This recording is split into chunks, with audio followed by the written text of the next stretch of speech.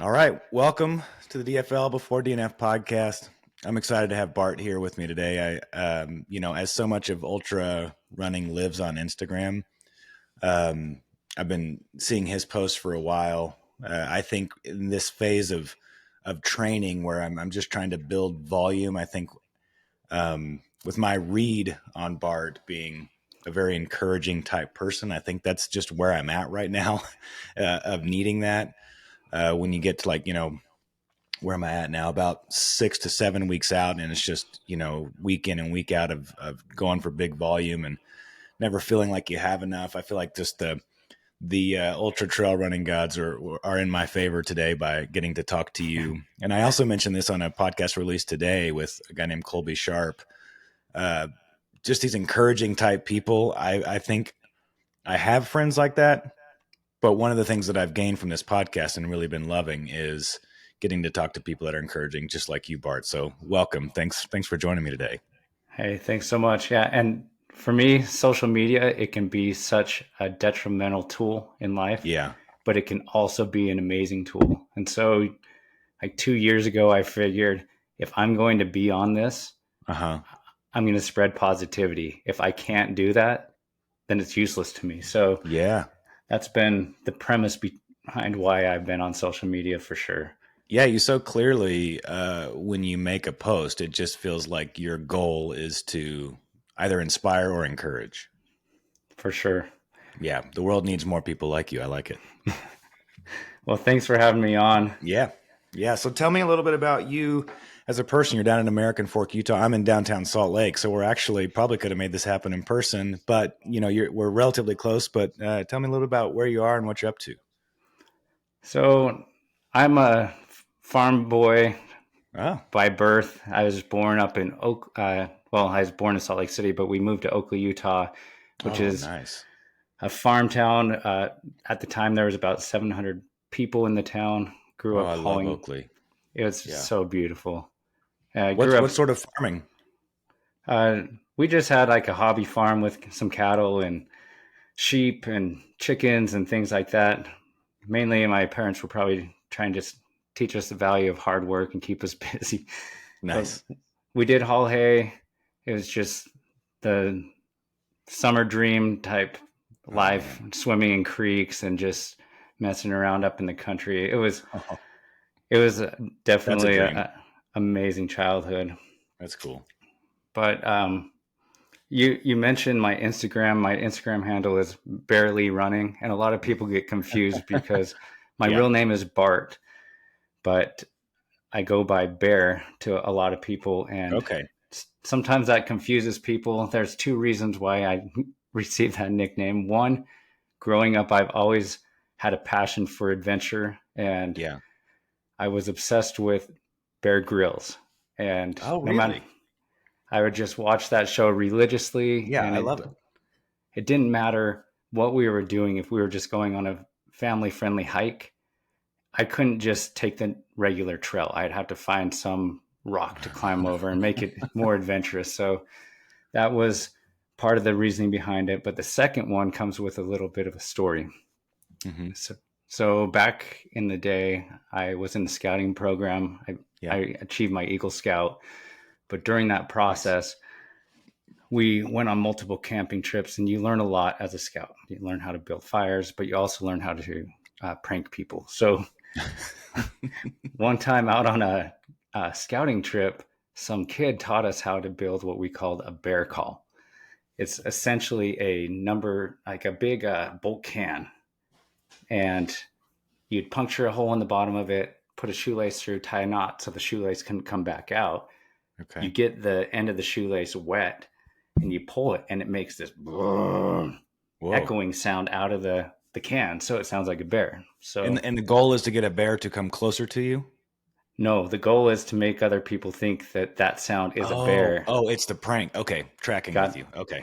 so anyway, we did that, scared some scouts. So I thought this is brilliant. And a couple weeks later, we were doing a family reunion up at my parents' cabin up Uh-huh. in Woodland, Utah. We had extended family there. There wasn't enough room in the cabin to fit everyone, so there's some campers, some people had set up tents, but that night we were sitting around a campfire roasting marshmallows, and my dad was a big prankster, and so he was in on it too. He had printed out these signs that like warning bears been in the area. Anyway, so we warned people, hey, just be careful, watch your kids, stay close to the camp because there's a bear in the area. So everyone's already on edge, right? Yeah. That night we're roasting marshmallows, and my dad nudges me like, all right, go. So me and my brother run off into the bushes with the bear call, and we're sitting in this big willow bush, maybe like 25, 30 feet away, and I'm pulling it, and boom, boom. And my dad's just like, whoa, did you hear that?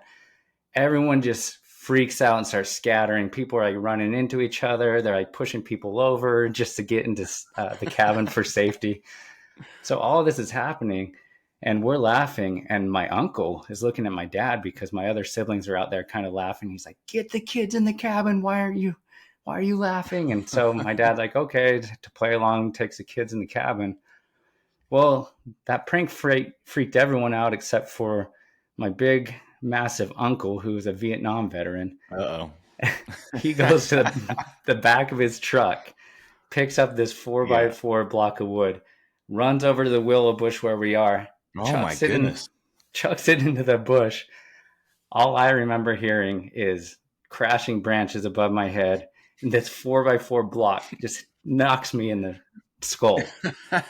I fall out of the bush, blood running down my face. Oh my gosh. And he grabs me and he's like, the bear got Bart. So he thought the bear like had attacked me. So he pulls me into the cabin thinking he's this hero, only to find out that he got duped and that we were making that noise. But that has been a family story for a long time. I think I was about 14. Okay. And yeah, that really stuck. And it's like, that helps solidify the name bear. So just Did you ever go snipe hunting?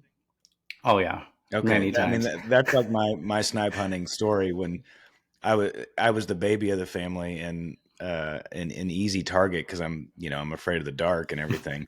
And my family had some land in Central Texas outside of a town called Cross Plains, and it was the same thing. Like we're chasing these fictitious snipe around. My brother has it all queued up, and then we go into the bushes, and there was another guy that wasn't totally aware what a snipe was, and all of a sudden we hear a shotgun, like, oh, boy. And we're like, oh my god, they're not real. My brother jumps out, like pushes him back. Nothing like country boy pranks on one another, but when the shotgun comes out, it's time to let everybody know what's going on. For sure. Wow. Yeah, that's crazy. So, and what do you do in American Fork? What keeps you busy? Obviously, your training does for these big efforts that you do, but what else are you doing down there? Yeah, just a lot of training down here. I do some coaching as well for people, whether they're trying to run their first half marathon or their first 100-miler, 200-miler. Deal with a lot of coaching. I'm also the co-founder of a business called Go Crazy, and we have a podcast called the Go Crazy Podcast. Nice. Essentially, we coach people, and that's the platform through which I coach. And we basically help people relate that have been called crazy for doing extreme things to like go build and progress in their own lives, and they fell out of place.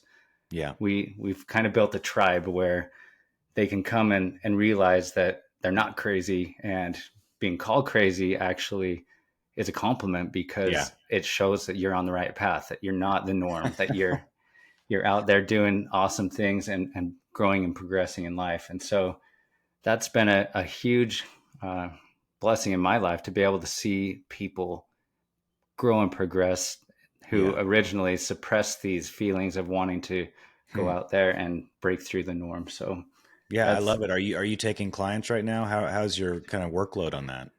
Yeah, I'm going to have a couple openings here in March. Okay. I have multiple people that will be completing their first 100-milers this March, and they'll somewhat graduate from the program. And some of them we keep on, but we also maintain, and I have a coaching program that's like a maintenance program where we still keep in touch, but it's less intense than it is. So your angle on coaching essentially is there's like a center of the target. You're going for something, and we're going to help you do that thing, not just sort of like an ongoing we're We have always coaching? You're getting people to goals. we have both, but Okay. typically it's that first program where I'll either create a plan, because there's some independent people where I'll create a plan and just say, here it is. And they're very self-driven and they go with it. And the second option is I'll create a plan. It's a month-to-month coaching program, and they'll work with me closely on weekly calls, and Okay. I'll walk them through fueling strategies, injury prevention, the mileage they should be putting in for their races, the vert, Yeah. and just some other things maybe I'll talk about Yeah. later in the podcast with some Yeah. preparation for races. I'd be curious your take. I don't. You're probably familiar with Camille Heron. Mm-hmm. I follow her stuff, and obviously her as a runner, phenomenal runner, very accomplished. She had the 48-hour distance record. I think someone just beat it by like I don't know, half a mile or something like that. But she has this approach to training that I've just been asking, professionals like you about. She's no longer doing the long run, and she's only doing. She said she's maxing out at 2 hours. Her longest runs are going to be 2 hours, regardless of distance. Now she's super fast, so she's going to knock out, maybe 14 to 15 miles in that time. But what do you know about that? I mean, is that runner to runner, or do you think she's just got like a unique thing going on? So I think there's some wisdom in it, but I think it's hard to approach somebody coaching wise, just a Mm-hmm. cookie cutter approach. Yeah. It's hard to just put a blanket on that because she's been running for a long time Right. and she knows herself. She's built confidence. She knows that she can go those long distances. So at that point, it becomes a time on feet type of drill. Yeah. But for somebody who's never done it, let's say a 50 miler, Mm-hmm. and if they're going to go out and only do these 2 hour runs, they never are going to realize what happens like 6 hours into that run. And Yeah. they don't know how to fuel at that point. They don't know how to prevent blisters. They don't know what's going to happen with their gear. Good And point. so there's so much wisdom in it. And something I'll probably touch on later is I will never approach an ultra, even with where I am at in my running career.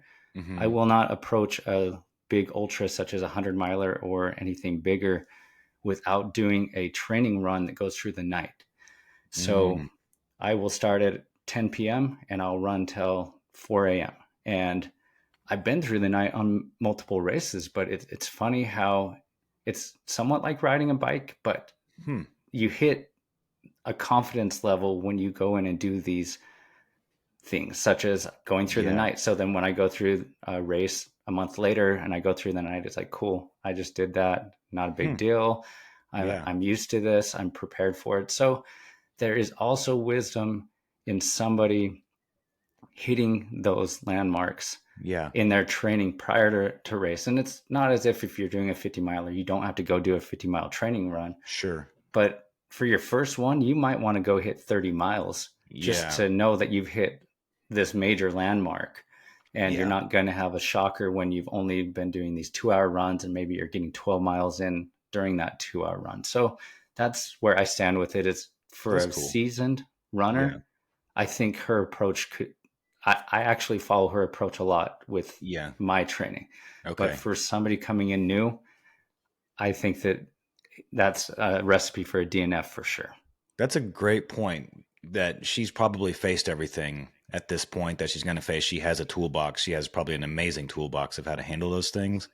And so if she doesn't need to, like you say, encounter them to strategize around them, to know what she's going to do in that situation, that's an interesting thought. Yeah, because I'm still at the point where I need to feel the blister bleeding, feel it hurting, and then feel that pain go away to know that I can push through it. So on my race effort, if I encounter that, I've got a new tool in my toolbox.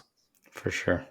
Yeah. So tell me about you as a runner then. Are you, I've seen, you finished Cocodona 250, plenty of 100-milers. Where did it start for you? How did the crazy get in your head? Well, I played a lot of sports in high school, and I will say, probably like many of us during that point, I hated running. Like I can recall a time where during soccer practice, I was a junior in high school, and it was the Tuesday, and I knew we had our long 2-mile run before practice to warm up. And I was just not feeling it that day at school. School gets out, we're getting dressed in our uniforms, and everyone takes off. And there's this 2-mile loop around what was called the grist mill. And I remember running out to the parking lot with my truck keys in my hand, and I just was hiding in my truck. And I was like, maybe some of my friends on the team don't want to run this as well. So I fire up the truck, start driving around the grist mill. 2 or 3 of them jump in the back of the truck. We haul back and get back to the school and just hung out and chatted in the truck until the rest of the team came, jumped out. Man, it's so stupid of me to do, but I'm looking back and I'm like, I hated running. Like I did anything I could to get out of it. Yeah. Which is stupid because now I'm paying hundreds and hundreds of dollars to get into an event. And it's just so foolish when I look back at it. But later on in life, I didn't have a lot of direction. I've dealt with some anxiety in my life, like many other people. Sure. I tried medications that just made me feel completely numb. So I started to do research and found that I wasn't probably as physically active and my diet wasn't as good as it should be. And so how long ago was that? That was probably like 18 years ago. Oh, okay. A long time ago. And so I just figured, you know what? I'm not going to live like this. Yeah. I didn't want to feel numb with the medications that I had tried, but I also couldn't live life in the state that I was naturally in. And so I decided, I got an invitation from one of my friends to go do a triathlon. And I was like, I swam in high school. I know how to ride a bike. I could probably figure out running. So he invited me down, and it was Kanab, Utah triathlon. It was just great area. This entry-level triathlon. I think I did the sprint distance one. They separated the pool lanes to accommodate all the racers. So they're like these skinny pool lanes with these extra pole lines in it. And we're just running into each other. I had a Walmart bike that was just like rusty. The chain was bad. And going down there the night before, we'd been told that this friend, he knew somebody that was going to let us stay at their house. So we got done with, I was in college at the time. I got done with school. We drove down to Kanab, got there late, maybe 11 p.m., knock on the door, nobody answers. And we waited a little bit, knocked on the door, nobody answered. We're like, great, these people aren't even here. So we went and drove over to a church parking lot, parked in there, went and laid out on the grass. We didn't even have sleeping bags or anything because we were expecting to sleep in somebody else's bed. We tried to fall asleep, 6 a.m., sprinklers come on. We're just soaked, and we're just like, this is like a nightmare. So we get in the car, we share like this one muffin that he had that was like a banana nut muffin. We go swim. I ride my Walmart bike. I get blisters from the 3-mile run. I get done and I'm like, I'm never doing this thing again. And he was like, yeah, that was horrible. So it almost pushed me away because I was like, I'm not an athlete. Why am I doing this? Yeah. But in order to like combat the anxiety that I was talking about earlier, I decided I was going to go and try to do a 1-mile day. So I'd run around our student housing complex, and I couldn't even make it a full mile around and without having to walk. And I just did that consistently until soon after a couple of weeks, I was able to run the whole mile, and I just kind of stayed at that level. But there was like a moment where something really clicked, and I just like kind of had a come to Jesus moment of like, what am I going to do with my life? Who am I? I just feel so blah, and like there's no direction. So I decided, you know what? I'm going to go do something crazy. I've been running a mile a day. I'm going to go do a marathon. So yeah, you're ready. I just decided I'm doing it. So I signed up for a road marathon. It was a Utah Valley Marathon. And I started to train. And of course, I started to put in more miles. But I think I probably only got up to about 10 miles max. Okay. Went out on race day, completed it. And I remember finishing the race and thinking, man, okay, that was hard. But it was this spark in what I envisioned my potential could be. So after doing that, I decided, well, what's the next rung in the ladder up? And I'm like, I've done one triathlon before. Maybe I'll do an Ironman. Mm-hmm. So I signed up for the St. George 70.3, so the half Ironman. Worked hard for it. Got a new bike, so I wasn't riding some cheap Walmart bike, Mm-hmm. and was able to complete it successfully. And I thought, wow, okay, I'm starting to feel more fit. I'm feeling more confident. So the next rung in the ladder was a full Ironman. So signed up for Santa Rosa, California, full Oh, Ironman. cool. I spent 1 year training for that, just swimming like 3-4 days a week, Yeah. running like 4 days a week, biking like 3 days a week. And I started to build that confidence and build those skills within me.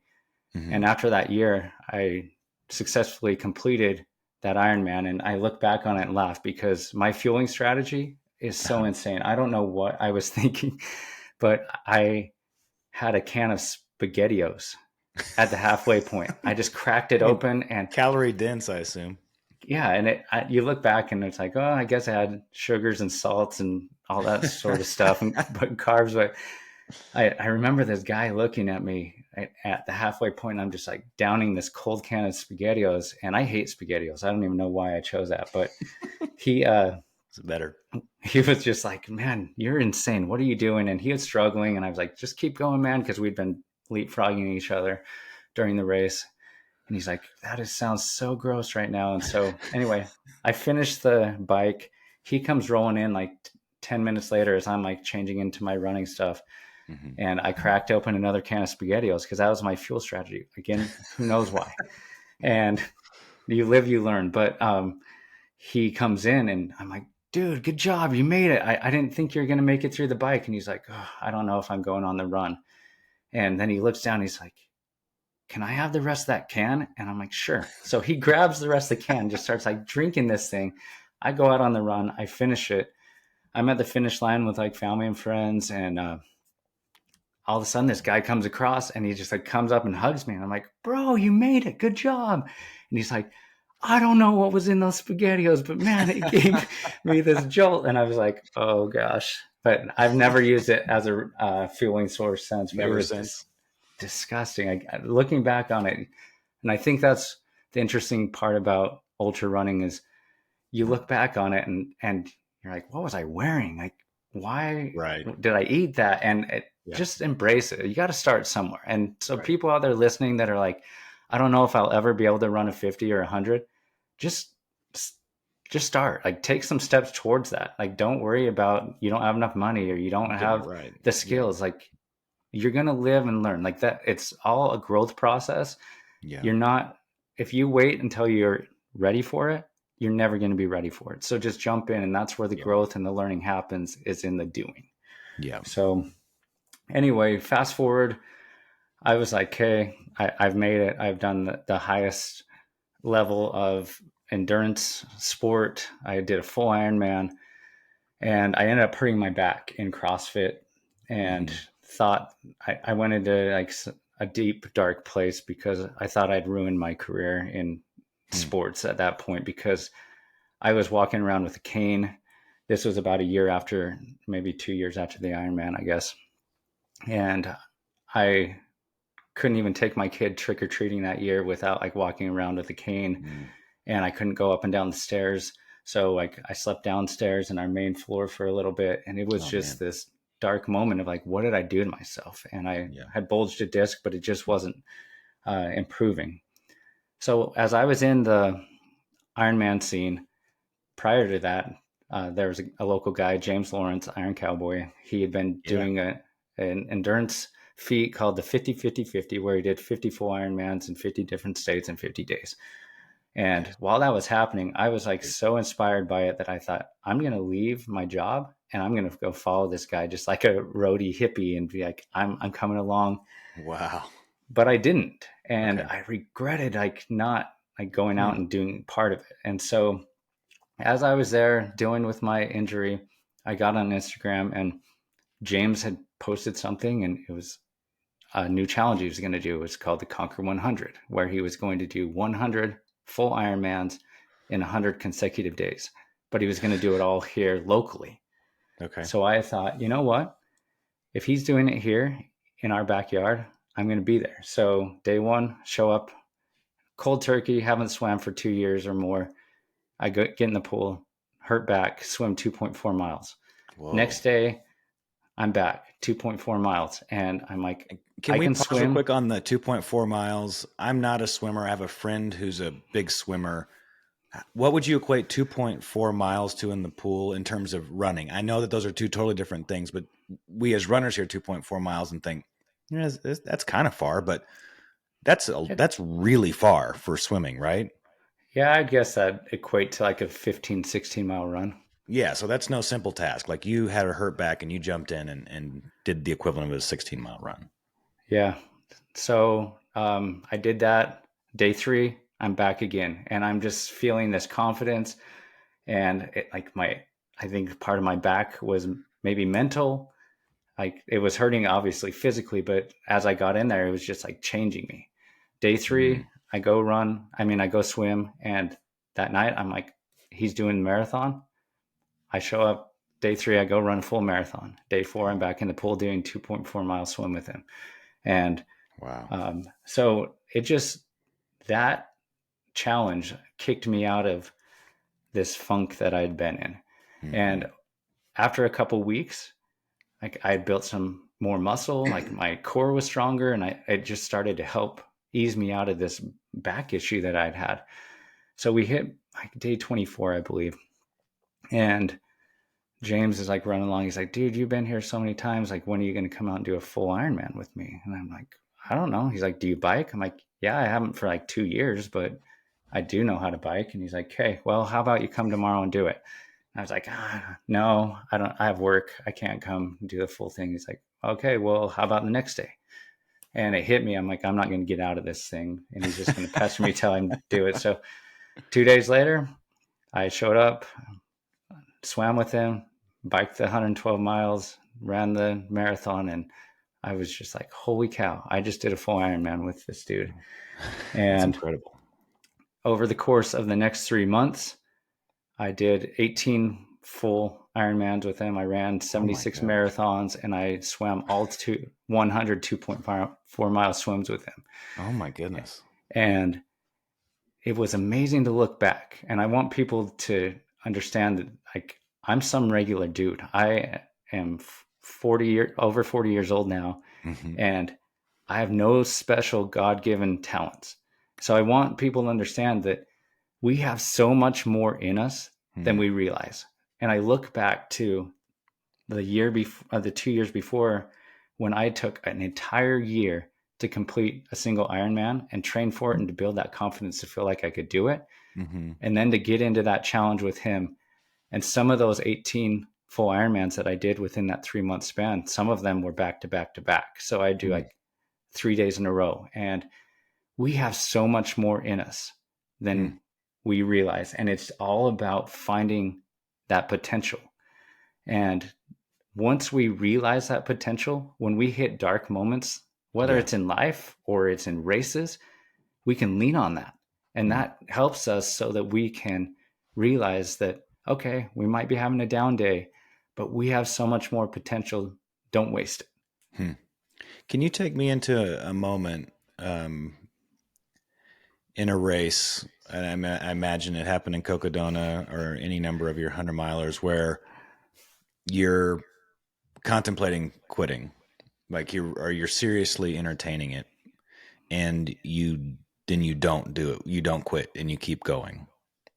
Yeah. Is there any particular moment that comes to mind in insight that you can give me and help me for when I encounter that on April 13th at Zion? Yeah. So let me say a couple of things before that, because I have multiple examples of that I'll share. But I think it's important to understand that late race survival Mm-hmm. isn't won during those dark moments. Hmm. It's won before the race even happens. Hmm. And Wow. maybe not even the race being won, but having a successful completion of that race happens before the race starts. Wow, that's good.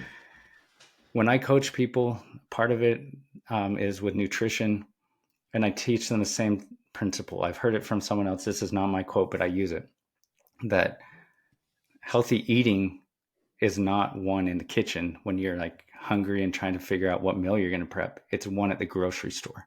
So at the grocery store, you choose those healthy foods. If the unhealthy candy and crackers and chips aren't in that pantry, you're not going to go there to get them. Like there, it's not even an option at that point, right? So I think pre-decisional commitment in races is huge. Like, wow, it's amazing what it can do for you. So like, I'll go don't to put quit in the pantry. Don't bring it home from the grocery store. Don't put quit in the pantry. for sure. I'll give you an example, multiple examples, but the first one I'll give you is Antelope Canyon 100. I did that race as a training race for Cocodona 250 this past spring. Yeah. And I decided I was going to go out and do it. And I was going to try to get a sub 24. It seemed like a relatively easy course. I was excited about it. It's a beautiful course. I think there was only like 4,800 feet of elevation gain. So compared to some of the other 100 milers, it's not as steep. So I got in there, we got down there, and within the first 3 miles, it starts to rain. The rain did not let up until I crossed the finish line. No way. It pounded us, and it wasn't just a drizzle. There would be times where it just poured buckets, and I was surprised they kept the race going, because we were running through slot canyons and other things that, when me as a hiker, that I, on the non-running side of me, that I like to rock climb and I like to rappel and canyoneer, I was thinking, I don't know if they want us in here. But anyway, it turned out fine. We were safe. But it was insane because people were blistering. It was muddy. It was rainy. And I remember getting to the 40-mile point, and that's where you hit the Page Rim Trail, and the 100-milers do 6 10-mile loops to finish out the race up there on the Page Rim Trail. And I remember getting up there, and the aid station worker just said, okay, you made it here. The Page Rim Trail is like a nice butter trail. Like, you're just going to fly. So you've hit the hard stuff, because we'd been going through sand, and it's hard to run in that deep sand. And there was a lot of it in the beginning of that race. So your ankles are just messed up at that point. And so I thought, okay, good. I'm glad to be on hard dirt and on this loop where we're just going to go around in circles for a couple 10-mile laps. And anyway, I start going down. I'm not even like a third of a mile out of the aid station. And it was pretty good at that point. It was a wet trail, but pretty hard packed. And then it hit, and it was just this clay mud that was ankle deep. Nearly every step I took. And that stuff accumulates quite a bit on your shoes, and you're like running with weights. Yeah, it was like sticking to the bottom of our shoe, and then my foot would sink in, and I'd try to pull it out, and my shoe would almost suck off with every step. So I had to stop, I tied my shoes so tight that it was like cutting off circulation so they wouldn't pop off. And I was thinking, we have 60 miles of this. And I'm soaked. Like, so I go around the first loop, and we come into this aid station, and it's like more than ankle deep. And they'd set up these like wooden, like crate things that we could just step on, so we wouldn't have to step in the mud, but they were sinking in the mud. And I get around that first loop, and I was just miserable. And my crew was there, and they're like, all right, do you want to change shoes? I'm like, yeah, maybe. And so I changed my shoes, and we get going again on the next loop. And within the 3rd mile, I'm ankle deep again, and it didn't even matter. And so I remember going around that first loop, though, and we crossed this river crossing that was like knee deep. And I get back, and the aid station worker's like, how you doing? Just like cheering. I'm like, dude, you are full of crap. This trail sucks. And that river crossing was insane. Like, I didn't know there was a river crossing. He goes, there's no river crossing. And I'm like, oh, there was. And so there was just so much rain that it was just all pouring down, causing this river and this wash. And another runner came in there. Yeah, there's a river out there. And so it was just crazy conditions. So I'm going to back up now and tell you about somebody I met during that race earlier on, before I got to that point.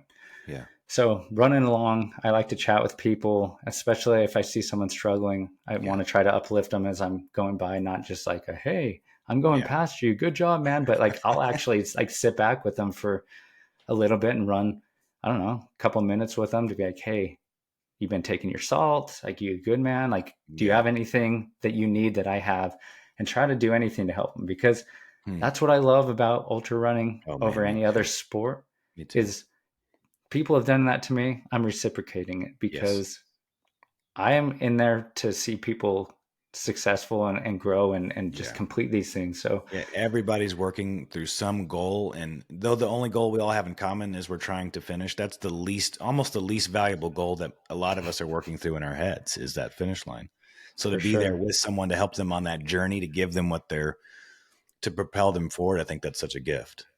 for sure. And so I meet this guy running along with him. He's kind of struggling, but he's somewhere from back east. I can't remember. I think it's Ohio.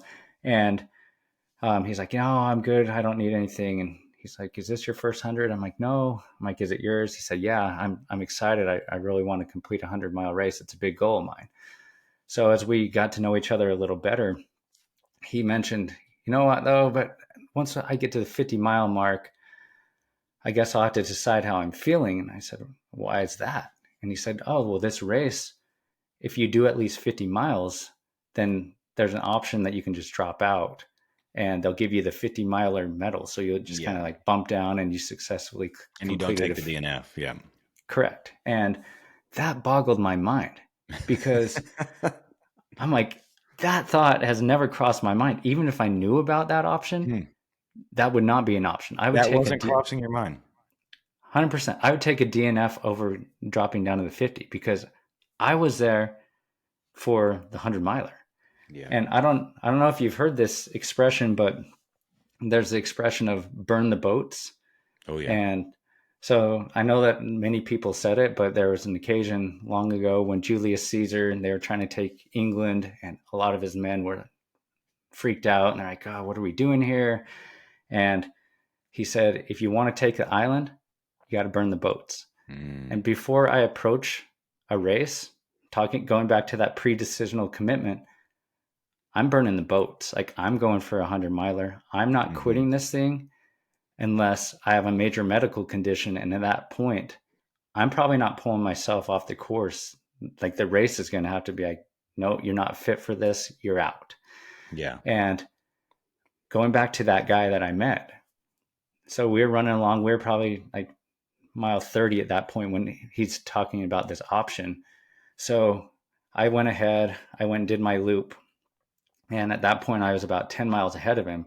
And I got back on hitting mile 60 Hmm. on at that aid station. He was sitting in that aid station and he was changing his shoes. And I just said, hey, go ahead, change your shoes. I changed mine. It did nothing. And he's just kind of laughing. And I said, it's pretty muddy out there. He's like, yeah, I know. I was just out there. And I said, keep it up, man. And I went to leave. And he's like, actually, I'm out. And I was like, Mm. what?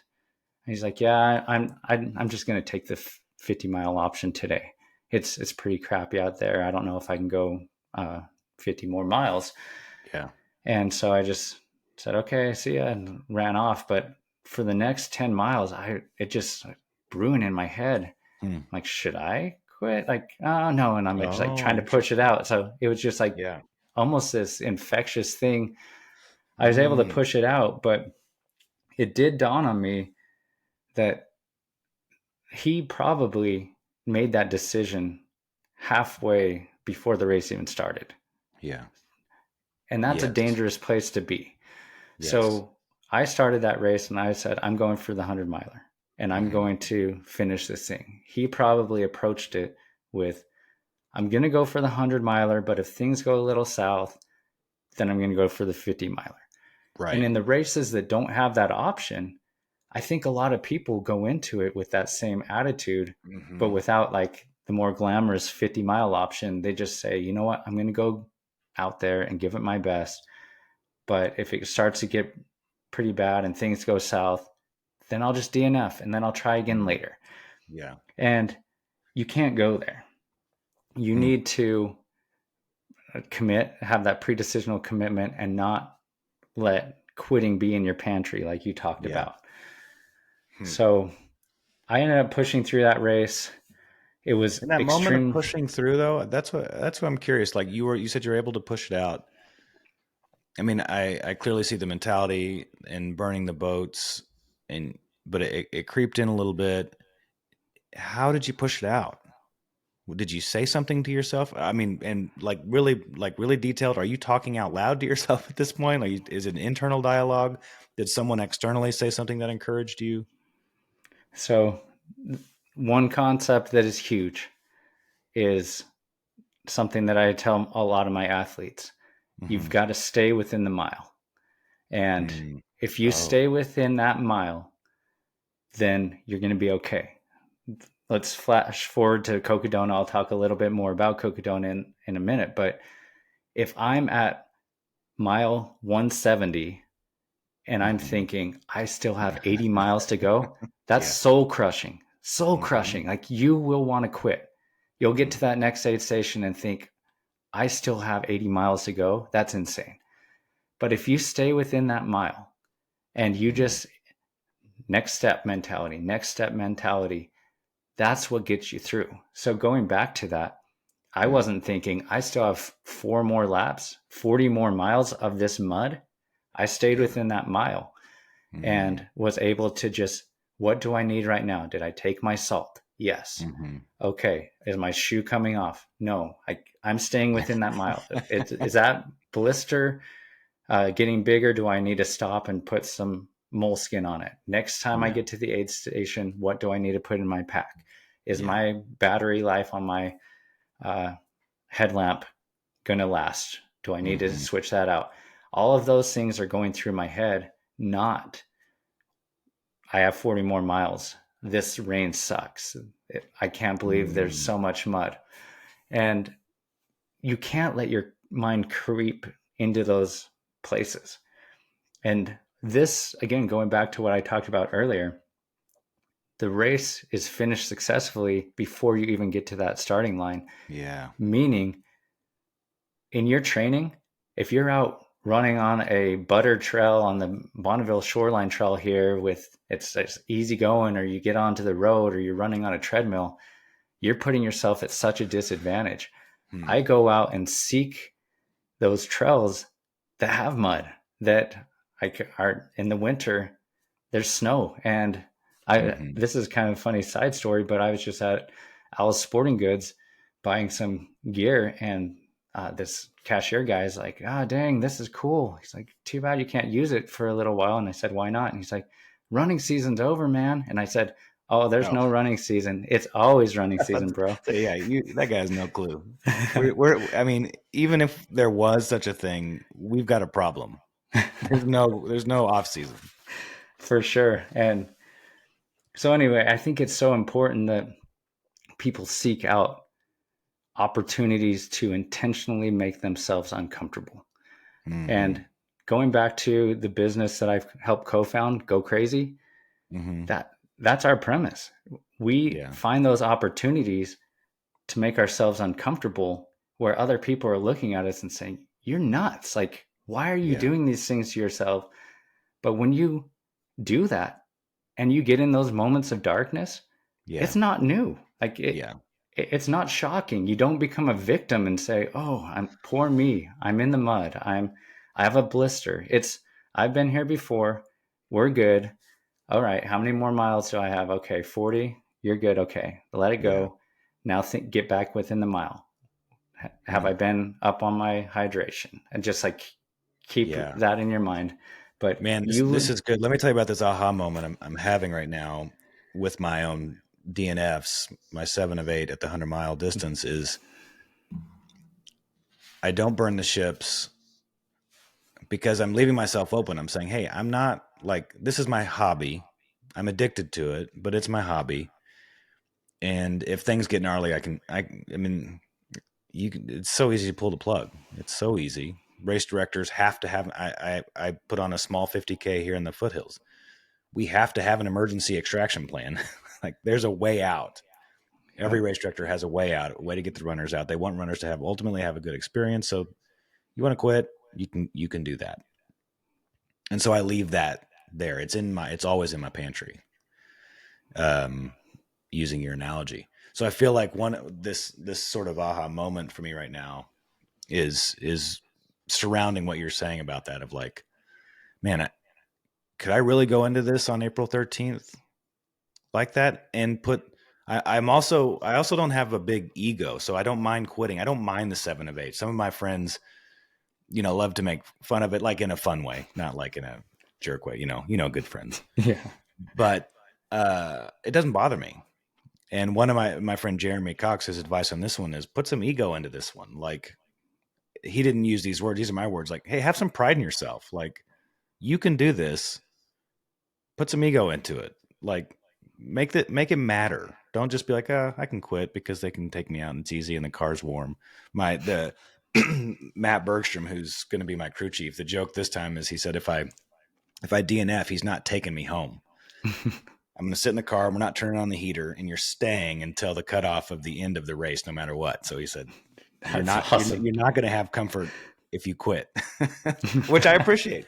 So anyway, I love what you're saying. It's giving me this aha moment. I'm super interested to hear about Cocodona because it's a bucket list of a race for me, that or any of Candace Burt's races, destination trail.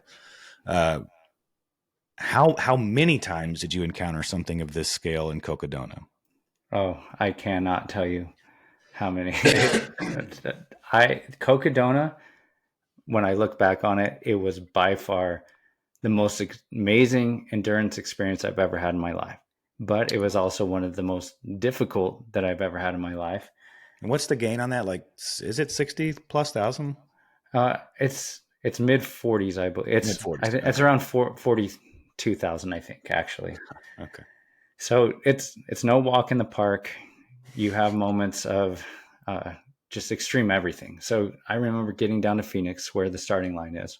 Mm-hmm. The day before, it was 103 degrees. So that's already insane. Like I was just like, all right. I'd prepared for everything. My crew still makes fun of me. Patrick Oburn was one of my pacers and crew. And he just laughed. He was like, dude, you had like 4 duffel bags every time you came into an aid station. We're just like digging through everything. But I had prepared for everything. I had like snow, rain, heat, whatever. Nice. So anyway, we get down there and 103 degrees. I think it's just like over 100 on race day. So it was a little bit cooler. But I remember getting to the line, pumped up. We start the race. You don't even make it a half mile, and you come around this little section where you leave this little dirt road and get onto a single track. And right there, pegged in the ground, it says 250 miles to go. So talk about like so good. The importance of pre-decisional commitment, and like everyone's laughing about that, of course, but like, you can't let that crap get in your head, because you look at that and it's like, oh my gosh, it's like daunting. But at that point, everyone's like pumped up. We're all jogging along, running in this big line. There's just beautiful cacti everywhere that you can kind of see as the sun's coming up. And I remember we did river crossing within like the first 3 miles, and some people are taking off their shoes. But for me, here's a pointer for other people, because I was scared of water in ultra running before. Mm-hmm. And I would occasionally get some blisters, but man, there's like some foot lube stuff that I put it on my feet if I'm running anything over like 50 miles and above. What is it? It's just like the foot. Maybe I'll get you I don't know. It's like Gold Bond foot. Really? Friction. Okay. Yeah, send me the link. I'll put it in the show notes, because I'm into this. Yeah. So anyway, I'll just take it and I'll rub it. It's like a deodorant stick, but for like friction, I use it in triathlon as well. Okay. But I rub it all over my feet, in between all my toes. And if you encounter water, that stuff is very water resistant. And I have not had a single blister through any single ultra race ever since I started to do it. Wow. And it's been a game changer. So a lot of people, we get to that river and they are taking off their shoes and socks and walking across this and then putting it back on. The rest of us, me and a couple others, were just like, nope, trudge right through it, knowing that like we practiced this. I've ran through rivers in my training, and I know I'm not going to get a blister because of the foot care that I've learned. And anyway, day one was awesome. It started to heat up at mile 20 or so. They require you to carry a gallon of water leaving like the 8-mile aid station, which is heavy. Like to try and jog. My goodness. Jog with a gallon of water on you and all your other supplies. It was beastly, but yeah, there's a lot of wisdom in it, because when we were getting to mile 28 and we still weren't at the aid station, there was a lot of heat and a lot of us were getting low on the water. There was people at that point you're starting to pass on the trail that are just like bowing out because heat exhaustion. That first 50K before you get to the first major aid station has as much elevation gain as the Speed Goat 50K race. Speed Goat 50K was my first ultra ever. Yeah. And it blasted me. That's a hard race. But this first 50K has over 12,000 feet of climbing in it in a 250-mile race. So like, I remember watching the coverage year one, and they were the cameras were on Michael Versteeg, who was in first place, and he was like, that first 50K, like we're professionals. That was unbelievably hard. I can't believe that it's the same as Speed Goat. Yeah, it was insanely hard. So I survive it. I drop down. You get a big downhill to the aid station. I get there, and man, Cocodona knows how to run a race. I can tell you that much. They had like smoothies down there and pulled pork sandwiches. So I like 2 of those, grabbed one for the road, and my crew got me going. I was off. That first night was really rough. And I forgot to tell you, there was one water station between the 8-mile and the 31-mile, but it was packed in by donkeys on these old like plastic like water jugs. And so anyway, I had taken some of that water, and I think it came back to bite me later, because I don't know if the water was bad, but multiple people in the same groups that we would keep leapfrogging each other started to have some GI issues, and I was one of them. And I had GI issues for a day and a half, and I don't want to give like too much information on here, but I would literally have 7 or 8 seconds. I'd get an urge, and it'd be like 7, it's 6, 5, and it was just like boom, off the trail. And as many people, again, hopefully not TMI, but when that's happening, it leads to chafing, especially when you're out camping or on the trail or whatever. Yeah. And that plagued me for the rest of the race. And to give you an idea of this, it's like that night was hard, like no sleep. I lay down for a nap. I just remember staggering. I'd have to rely on my poles, and there was still a lot of climbing and some rough trail. And I was having the GI issues. I finally get over to an aid station, which is like this Baptist church, like kids camp thing up in the woods. And I'm thinking, finally, there's going to be a toilet where I can actually have some dignity and like whatever. But I run into this camp, and I open the door, and it's this big open area, and they're like cooking breakfast in there, and there's like runners laying all over the ground, just like sleeping. And I'm like, hey, do you have a bathroom? And he's like, yeah, it's around the back. So I go around the back, and it's a Home Depot bucket with crap all over the edge of it and all over the ground, and like toilet paper hanging out of it. And I was like, you gotta be kidding me. Like that was like for you yet.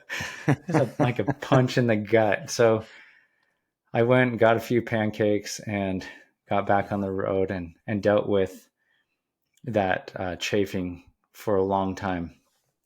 But I think the hardest part, and this was a mistake of mine, I didn't sleep enough. Like total during the entire Cocodona, I slept 35 total minutes. And that led to major hallucinations. 108 hours, I think. And 30 minutes of sleep in there. And it was foolish. Like I've talked to like some other people like Mike McKnight And he was just kind of Yeah. like, that was a rookie mistake. I'm like, yeah, I know. But anyway, that led to major hallucinations and Mm-hmm. actually slowed me down because I was so tired and staggering to try and fight through this sleep deprivation that Yeah. I didn't have the strength and ability to just like go out and like crank it for a little bit and then take a nap again. Yeah. And I was having some crazy hallucinations where I was seeing things in every rock. Like I would see like the glare of Yeah. a rock with the shadows, and I'm like, oh, somebody's face. Like, oh, there's Bill Murray, and there's like all these other like people. And I would get with my pacers, and I would literally ask them, I'd be like, is there like this black wizard standing up against a tree with like some staff? And they're like, nope, let's like keep going. And like Okay. we'd jog off. And That's a but relief. but I think one thing that helped me survive Cocodona was the fact that, and I approach a lot of my races like this, I like to try to negative split my races, Okay. meaning I go faster in the back half of the race than I do in the front half. And Mm-hmm. it's a delicate balance because you don't want to go out too slow, Yeah. but a lot of people fell in ultra running because they go out too hot. Right. So like day one, it's just everyone has adrenaline. It's just exciting. Everyone has energy. Like they've trained Yeah. well for the race. And so you have that stamina, you have that strength, and you're just like busting through that first day. But even on 100 milers, you got to be careful because a lot of people just shoot right out of the gate. Yeah. And the hardest part as a runner that's not falling into that trap is to maintain out of that trap and just say, let them go. This is a tortoise and the Yeah. hare type of scenario. Yeah. And in so many cases, by mile, like on Cocodona, by like mile 120, I was passing people like crazy Mm. because I had played it safe. I hadn't Mhm. just walked it all. Yeah. But I maintained a good pace where I wasn't burning myself out, and I would slow down and make sure I was staying hydrated. I would eat. Yeah. I would, where I really lost it was sleep. Mm-hmm. And I went into it with the philosophy of I'm just going to stay on my feet and keep going. Yeah. And that was the wrong philosophy, which again, we learn as we go through the sport. Yeah. But everything else, I nailed it. And so as we got to the back half of it, I was able to negative split it and able to come in faster than I did. And I think that's something that people need to consider when they're running an ultra race is you've got to keep the concept of this is my race. This isn't that guy's race ahead of me or that lady's race. This is my race. And you focus on yourself. You Mm. don't base your pace off of everyone else. Yeah. And it's really hard to do. It's easier said than done because Absolutely. Yeah. there is that pride in some people and that level of competition of I'm not going to let that guy beat me. But it's important to just stay within your own race. Yeah. The other thing that really helped me was pacers. And I think you've aligned yourself well with your crew member that says, you know, if you don't finish, you're not getting comfort, man. It's not going to be comfortable for a while. You've got to pick the right people because Yeah. I've had races in the past where I've had pacers just be on their own agenda and they'll leave. And I'm like, well, I haven't seen them for like 5 miles. And then they'll like come back and be like, oh, how you doing? Mm. It's like, well, I could have used your help back there, but we're good Wow. now. I've had situations where the person has their like own agenda as well, where they're like trying to pull me faster. And I'm like, dude, like, I just want to slow down. And they're just like Yeah. trying to like, come on, keep going. And they're not communicating with me and saying, what do you need right now? And Yeah. how can I help you? It's just this, I'm here to pull you. Hmm. I've also had pacers that I've had to help. And it's like, you should be helping me. And now I'm the one giving you food and I'm the one like trying to like keep you going. And so you've got to choose the right people. And Yeah. those might not always be your best friends. You've got to choose Mm. people that are going to communicate with you and understand your needs and know what to do in those moments where Yeah. you are in a dark place, because maybe you're in a dark place and they're chatting to you and you're just like in your head, shut up, like you're making Right. this worse. But Yeah. then there's the other guy where it's like, I want to be distracted right now and you're not saying anything, and this is just awkward silence out in the mountains. Like, say something, bro. Yeah. So you need to like know the right people and bring them in at those times, because they're going to play an instrumental role in what you do later. And I make sure I let the pacers know that if I get into a conversation with you where I want to quit and I'm acting a little crazy, like, you don't give in to that. I'm Yeah. not going to quit this race. So if I get to that point, If I'm saying it, it's nonsense. Disregard. yeah, I'm just hallucinating or something. Like, just Yeah. pull me through. Slap And me and let's get going. yeah, and Yeah. I've paced people. One guy, he's hilarious. If he gets into that dark moment, he tells me, yell in my face, tell me I'm a wuss. Like, this is all you got. And then there's another person. She's like, if I get into that place, I need a hug.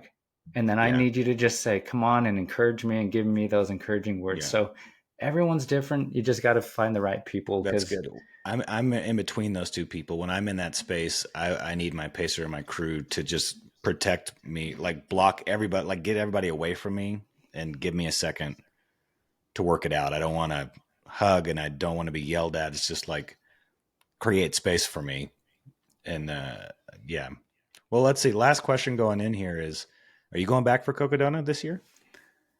I'm not going back to Okay. Cocodona this year. Well, I Okay. am to pace. Oh, you are. So you're going to Yeah. be there, but not suffer like some others might. Yeah. So it's going to be interesting to see the other side of it.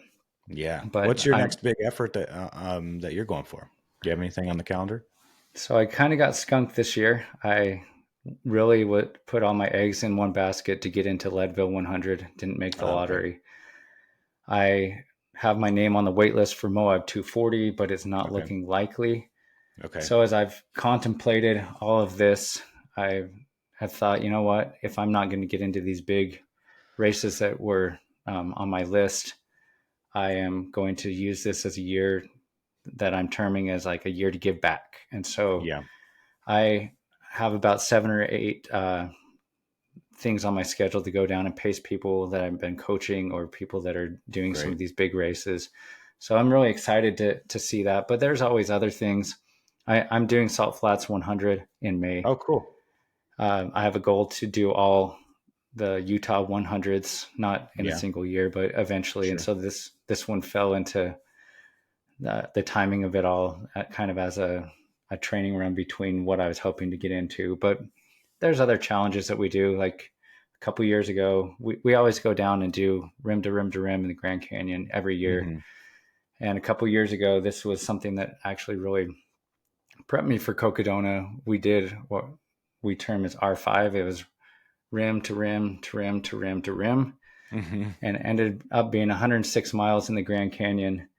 And again, going back to finding ways to prepare you for these big races, the R5 was something that was instrumental for me mentally finishing Cocodona, Yeah. because we got in that, and it's a situation where we did the first 50 miles, and I remember getting out of the canyon, and we were there with other people, and I pushed my pace a little too hard. It was an extremely hot day, Yeah. but out on the rim it was only 28 degrees, so it was cold up there. And we got out, and I remember my wife had said, make sure you text me going back in. And so I'm like trying to text her, and my hands shaking, and I'm like dropping my Wow. phone, and I'm had another pack already in the car. That was kind of like a halfway aid station. I just switched my shirt and put on the new pack. And there was someone that was supposed to come down in with me and my friend that were trying to do this R5. The rest of them did an R3 and they took off. And someone Hmm. new came down to make sure we didn't like walk off a cliff or something. And because it was nighttime by that time. And I remember them just saying, you don't need to do this. Like, nobody cares. Like, nobody's going to be at a finish line. Nobody's going to be clapping for you. Right. No belt And buckle. yeah, and my buddy that was doing it with me, he's kind of looking at me, and he's got like this weird look in his eyes, like, are we going to go back in because we still have over 50 more miles to do and we're already toasted? And this guys just like, again, like in my ear, just like, don't do it, man. You don't need to. Nobody cares. It doesn't matter. And I finally just had this thing click in me, and I turned to him and I said, dude, it matters to me. I made a promise to myself that I was going to do this, and I respect that promise as much as I respect anybody else's opinion or Yeah. whatever. And Yeah. I just looked over and I'm like, John, get your pack on. We're going. And so I just started walking down the canyon like mindlessly, Gosh. because if I thought about it, I would have like not Yes. done it. But Yeah. we just, again, staying in that mile, I was just like, I'm going to finish this thing, and had blinders on. Yeah. And we went through, and it was one of the harder challenges I've done ever in my life. And again, it was one of those things that I don't need to do this. I'm not going to get a belt buckle, like you said. Yeah. But completing that was a massive mental I win. bet. And so people don't need to do an R5, but go find your own massive wins that are going to carry you through later. Because I'm like, I would stay on my feet and through the night and did all that, and I was tired, and we were still able to complete it. So Yeah. I think that's important. And My friend Ryan is running Zion with me, and he's a former Army Ranger. And he was talking about what you said, and he was just calling it stacking wins. Like, you build those wins, you stack those wins, and then you call on them, and when you need them in those dark moments, to remember that. And these are my words now, not his, but to remember that you are able, you can do it. Look at this body of work you have behind you. You are able to keep going. I love it. That's such wisdom there. Yeah. Hey, man, that's a great note to wrap up on too. I can't thank you enough for giving me your time today. And there's a lot of gold here, to be honest, because this podcast is my own selfish pursuit for wisdom, and then passing it on to the Borderlands audience. I listen to all these podcasts because I'm trying to make lists for going into my 100. I look forward to listening to this podcast again with a pad and pencil, because there was some real gold in here. So I thank you for your wisdom, your generosity in the sport, your desire to be an inspiration. You certainly are to me, and I know many others. So thank you. Yeah, thanks for having me on. I look forward to seeing you compete in Zion. I'll be down there as well. Oh, right on. Okay. We'll see you then. Bye. Bye.